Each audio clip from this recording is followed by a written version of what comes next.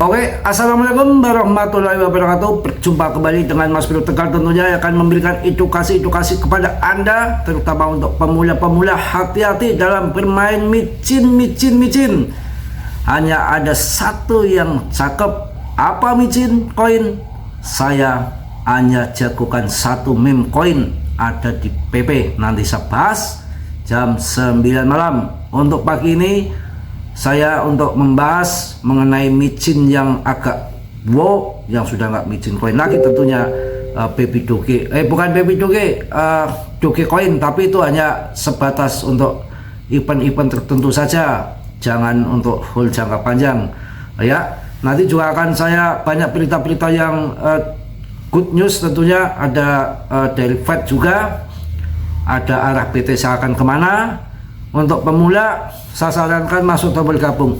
Nanti akan saya kasih link Telegram gratis, ada di tombol gabung di dalam komunitas. Nanti tinggal masuk di situ ya. Nanti banyak yang akan memberi bimbingan untuk pemula.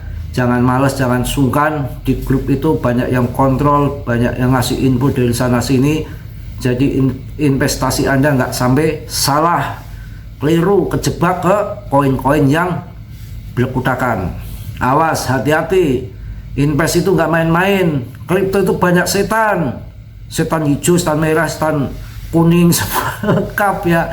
Jadi harus ada yang bimbing. Ini koin untuk long invest nggak? Ada. Contoh Cardano, ini hanya sesaat event-event aja. Ada. Ini ada juga yang saat koin udah lama banget. Ini biasanya di bull market terbangnya tinggi, bisa naik 15 sampai 30 kali lipat. Ada, makanya ada di komunitas ya.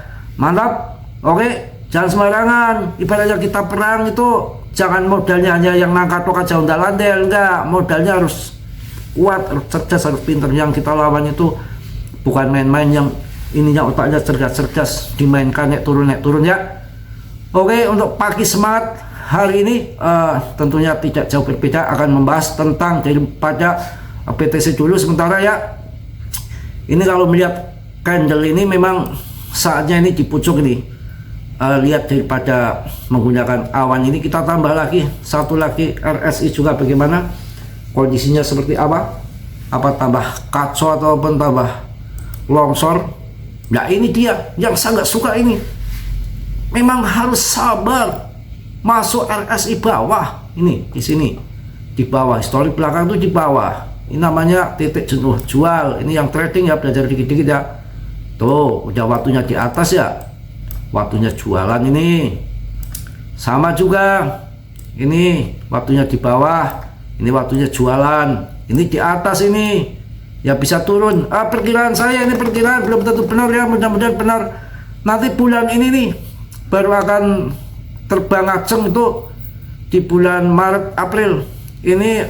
Januari Februari kita harus legowo, siap-siap kalau akan ada penurunan. Dan saya kasih info juga, masuk Sol Jupiter juga semalam langsung dilongsor lagi kan. Itu belum ada airdrop ya. Hati-hati koin-koin yang ada airdrop itu, apapun akan hancur ketika nanti ada airdrop. Sudah mendapatkan airdrop nanti akan dijual rame-rame. Dia kan nggak beli ya. Yang orang yang biasa mencari airdrop itu kerjanya seperti itu, nggak akan mau dia holding. Nggak, ketika ada airdrop ya dia bagaimana untuk mendapatkan, habis itu dia akan jual. Makanya koin apapun, sehebat apapun, sebagus apapun, ketika mengadakan airdrop itu akan jatuh habis. Kalau beli nanti ya setelah airdrop usai.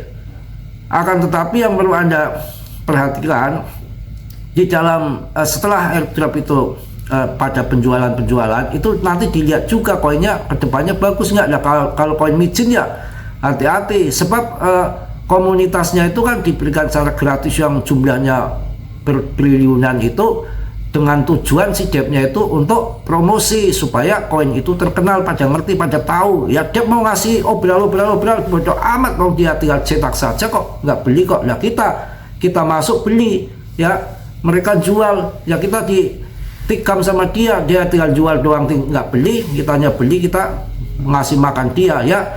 Ini kalau lihat di yang 4 jam ini memang arahnya ini sebetulnya udah di pucuk, belinya itu di bawah ini ya. Ya ini waktunya sabar kita, ini waktunya untuk jualan, nanti nunggu sampai turun lagi.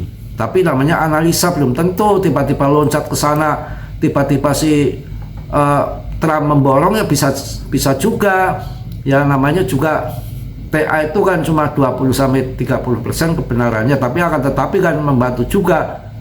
Bisa jadi kalau ini nanti akan banyak yang pasang down kemudian diterbangkan sama GZ Binance, bisa saja. Ini saya kasih tahu, mau gagahan seperti apa, Binance itu masih 63% dia memegang kendali kripto, bro. Kemarin setelah saya lihat datanya valid ya, itu ternyata bahwa ada BlackRock, Grayscale, Fidelity, kawan-kawan, JP Morgan tuh masih di bawahnya si Binance. Binance itu masih mengendalikan, masih punya Binance yang terbesar, BTC-nya mau apa?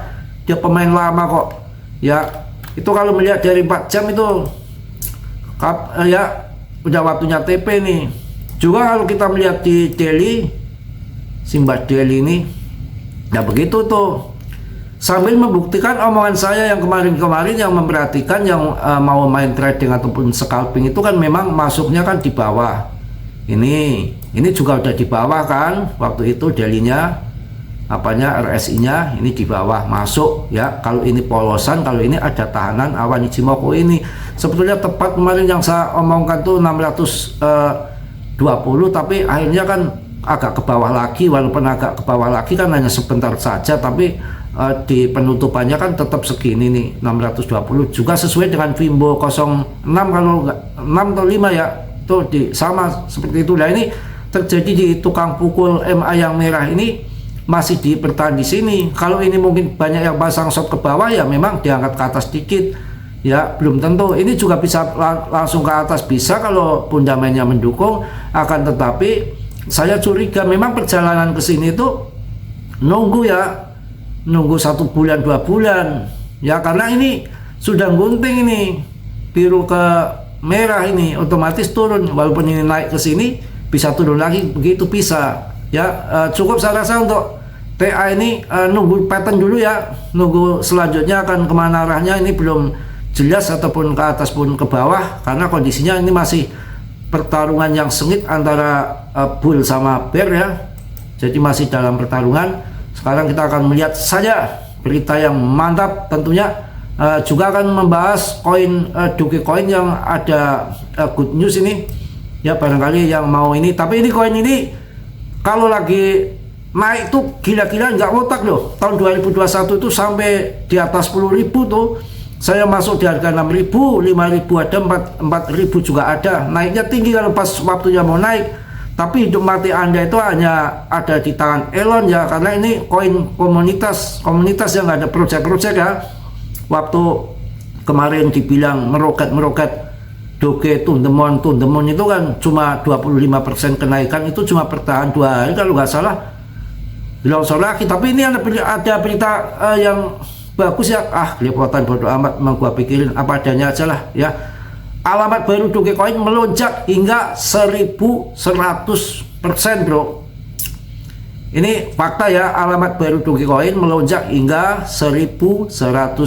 Apakah ini awal dari rally harga Doge? Ya nggak tahu, nanti saya tanya setan dulu, namanya berita ya. Dalam perkembangan yang mengejutkan, jaringan Dogecoin mengalami lonjakan pertumbuhan yang signifikan, menimbulkan spekulasi di kalangan penggemar kripto tentang potensi kenaikan harga Doge. Ya, makanya masuk tombol komunitas ini salah satu koin yang untuk event-event tertentu. Kalau sekarang masuk nanti jual di akhir tahun, saya rasa ya ikut terbang ya. Yang mana ini juga termasuk top CMC 10. Juga saya pernah masuk di harga 4.000, 6.000. Kalau ini sekarang cuma harga 1.000, itu saya pikir ini kesempatan yang murah. Tapi saya nggak menyarankan ke situ. Ini bukan untuk long invest ya, karena ini koin-koin yang ya tergantung Elon Musk gitu ya.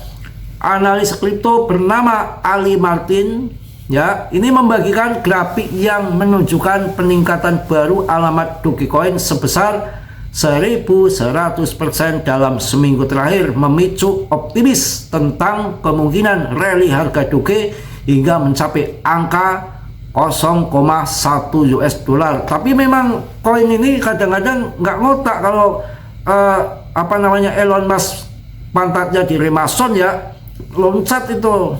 Karena ini koin komunitas, kalau lagi hoki besar ya di Tesla ataupun di Twitternya ya, cara membagikan bonus kepada anak buahnya, karyawannya, pengikutnya, begundalnya itu melalui Dogecoin ini. Karena ini banyak yang masuk di Doge ini kan, pertama juga punya Elon sendiri, yang kedua juga punya karyawannya, komunitas dia, orang-orang pengikut dia ini, orang-orang dalam banyak di sini ya. Jadi ini dibaca sendiri ini ya. Jadi betul-betul akurat beritanya bahwa ada peningkatan 1100% ya. Jadi Ali Martin ini melalui postingan di platform X mengungkapkan bahwa pada tanggal 29 Januari, berarti kemarin ya, tercipta 247.244 alamat Doge baru. Gila, mencatat rekor tertinggi sepanjang masa. Lonjakan ini tidak hanya mengejutkan komunitas Dogecoin, tetapi juga memicu spekulasi tentang dampaknya terhadap harga Doge. Peningkatan jumlah alamat ini menandakan ekspansi jaringan yang berkelanjutan yang jika dipertahankan dapat berpotensi mendorong pergerakan harga Dogecoin ke arah positif. Ya coba aja nanti ya. Yang penting sudah saya infokan, koin ini bukan koin yang untuk fundamental yang jos, maksudnya ini koin komunitas untuk pemula, terutama karena tahu kalau saya akan pilih di koin Cardano yang kemarin berita SRP kena hack itu kan menandakan bobroknya blockchain. Juga ada lagi Sol juga sering kena hack, bahkan ETH juga sering kena, tapi tidak untuk Cardano. Blockchainnya udah kuat, kayak bagikan pakai baja. Kalau yang lain mungkin pakai tempe mendoan itu bisa. Kalau Charles itu yang diutamakan tuh kekuatan gedungnya dulu, ibaratnya tuh gedungnya udah kuat, nanti banyak orang yang ngontrak di situ, ngisi ya, pelapon datang, itu baru sudah aman. Dikatakan paling handal, terbesar, orang teliti, orang cerdas, hati-hati sekali itu Charles. Nampangi kok sama hacker, siapa yang bisa jebol blockchain saya, bisa ngehack, kan dibayar mahal. Waktu uji coba itu ya tahun 2021 ya, nggak ada yang sanggup bro, kesaktiannya luar biasa itu, sampai dikatakan nanti akan jadi BTC-nya Asia. Sekarang tuh udah jadi BTC-nya Asia. Singapura sama Jepang itu bisa long invest sampai 10-20 tahun itu untuk Cardano. Juga di samping harga naik turun dia stick di situ, nggak masalah. Udah dapat bunga ya, koinnya naik, kurang apa? Mantap kan? Mana ada saya di endorse Cardano, enggak ya, nggak ada yang endorse. Siapa yang mau endorse? Makanya saya ngasih koin-koin yang jos-jos tentunya.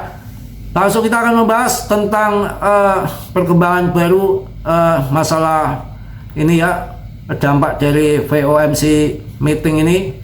Ya, bagaimana dampak pertemuan FOMC terhadap harga BTC. Yang jelas menurut saya bulan Maret ini akan terjadi pemangkasan suku bunga. Sudah nggak bisa dielakkan, seperti halnya waktu keputusan SEC dengan SRP itu. Karena tahun ini saya rasa nggak ada tahun yang dipersulit. Sekarang secara hati, secara logika, kalau melihat berita ada pusing. Bener nih, kita sekarang geser ke geopolitik dikit, masalah ekonomi global ya, secara politik juga. Jadi kalau sekarang tahun 2024 itu US tuh mau pilpres bro, dia itu butuh dukungan pendukung orang-orang hebat, tokoh-tokoh dunia termasuk finansialnya ya. Kalau sedangkan dia sendiri mempersulit keadaan keuangan ya, banyak bank yang tutup, perusahaan yang bangkrut, bagaimana dia akan mencari simpati, mencari dukungan sebagai kandidat untuk jadi pilpres, maksudnya pilpres untuk menjadikan nanti terpilihnya kandidat dia. Maka itu nggak ada yang namanya sekarang dipersulit yang namanya promo ya. Itu yang jelas. Kalau kita bicara dengan pikiran batin aja, udah nggak usah pakai yang data sapi kebun sapi ataupun data-data yang lain-lain mengenai secara apa macam-macam. Lihat dari perasaan saja ya. Kalau kita mau main lurah itu ya gampang, yang gobloknya ya kita kan walaupun bobrok kan pura-pura bagus baik, oke oye deal politik ini nih amplop sebar, udah nggak mikirin belakang ya. Sama juga ini Pilpres US yang akan datang itu juga seperti itu. Mana ada pemerintah akan mempersulit dengan dinaikkan suku bunga lagi. Bagaimana dia mau menarik simpati dari pemilihnya, itu secara dari batin ya itu begitu. Saya yakin akan pemangkasan suku bunga. Kita lanjut saja. Dunia kripto menanti dengan penuh antisipasi hasil pertemuan Komite Pasar Terbuka ini FOMC yang berlangsung pada 30 sampai 31 Januari 2024. Juga dikatakan Menteri Keuangannya juga katanya indikasinya akan dovish, jadi kemungkinan akan dipangkas dengan mata tertuju pada keputusan suku bunga Fed. Pasar kripto khususnya Bitcoin berada di ambang momen kritis yang dapat menentukan arah harga selanjutnya. Jadi beritanya yang jelas ini belum keluar ya, tapi kan ini baru meeting yang mana nanti kan akan terjadi pemangkasan itu di bulan Maret. Itu masih ada kesempatan 1 bulan ini. Jadi pertemuan FOMC kali ini membawa harapan tinggi bagi pasar kripto, terutama Bitcoin dengan peluang 50-50 antara penghentian kenaikan suku bunga ataupun pemotongan suku bunga pada bulan Maret, betul kan? Tapi kalau menurut saya ini kan antara 50 sama 50 itu secara gampangan ini aja, tanpa melihat daripada politik yang terjadi ataupun arah akan pilpres segala macam di US, yang intinya semua tidak akan mungkin dipersulit karena ini lagi mencari simpati ya dari orang-orang besar, orang dari finansial, dari rakyatnya. Nggak mungkin akan terjadi sampai kenaikan suku bunga lagi menurut saya ya. Jadi analis pasar kripto berbasis di Toronto ini akan menyebut pertemuan FOMC ini sebagai tamparan koin ya. Apa ini? Ya, lemparan koin. Menunjukkan ketidakpastian pasar terhadap hasil pertemuan. Memang sekarang belum, tapi nanti ya. Meskipun demikian, optimis tetap ada terhadap harga Bitcoin dalam jangka pendek. Analis tersebut menekankan pentingnya Bitcoin bertahan di atas EMA 50 hari sebesar 41.000 US dollar dan EMA 200 hari sebesar 33,924 US dollar untuk mempertahankan tren positif. Namun blockchain backer, seorang YouTuber yang memberikan wawasan kripto, berpendapat bahwa pemotongan suku bunga oleh Fed bukanlah sinyal bullish. Ya nggak tahu juga, tapi yang namanya perbedaan pendapat boleh saja ya. Jadi menjelang pertemuan FOMC, Bitcoin menunjukkan rebound signifikan dengan harga melonjak melewati 43.000 US dollar. Peningkatan ini mengembalikan sebagian besar kerugian yang dialami akibat penurunan baru-baru ini, menandakan potensi kenaikan harga mendekati 44.000 US dollar. Ya, itu menurut saya potensi dampak keputusan Fed ya. Keputusan FOMC yang akan datang dapat menjadi titik balik bagi Bitcoin, terutama jika Fed memutuskan untuk menghentikan kenaikan suku bunga. Hal ini dapat meningkatkan sentimen investor dan selera risiko untuk berpotensi menguntungkan Bitcoin. Namun Bitcoin saat ini menghadapi resisten kunci di level 44.000 US dollar, dan hasil pertemuan FOMC dapat mempengaruhi apakah Bitcoin akan mampu menembus resisten itu ya, atau mengalami penurunan. Dengan pasar yang menantikan keputusan Fed, volatilitas harga Bitcoin mungkin meningkat. Pokoknya intinya kalau melihat berita itu kan macam-macam. Kalau saya yakin ini kalau secara fundament, secara naluri ya, batin, Itu mana ada sih yang mau pemilihan suku bunga, apa yang namanya akan pemilihan presiden, juga banyak yang sudah collab baik perusahaan ataupun perbankan. Ya, ini membuat mereka pada ngamuk, ya rakyatnya juga inflasi yang tinggi, otomatis ya bagaimana caranya ya tetap akan turunkan suku bunga, bahkan ujung-ujungnya print money. Itulah yang akan menjadikan Bitcoin akan terbang ya. Mohon maaf yang sebesar-besarnya, saya rasa cukup untuk di pagi ini. Kita waspada, Bitcoin bisa naik bisa turun, tergantung juga nanti keputusan dari FOMC ya. Mohon maaf kelepotan, saya nggak edit-edit, bikin capek aja, apa adanya aja, jadi diri kita sendiri, nggak perlu yang macem-macem ya. Terima kasih sekali. Mohon tolong jangan dimakan mentah-mentah berita ini. Yang Anda harus perlu riset lagi, yang positifnya Anda ambil, yang buruknya Anda tendang. Kiranya yang belum subscribe untuk mensubscribe, yang sudah saya ucapkan banyak-banyak terima kasih. Salam dari Tegal Mas Bro. Wassalamualaikum warahmatullahi wabarakatuh.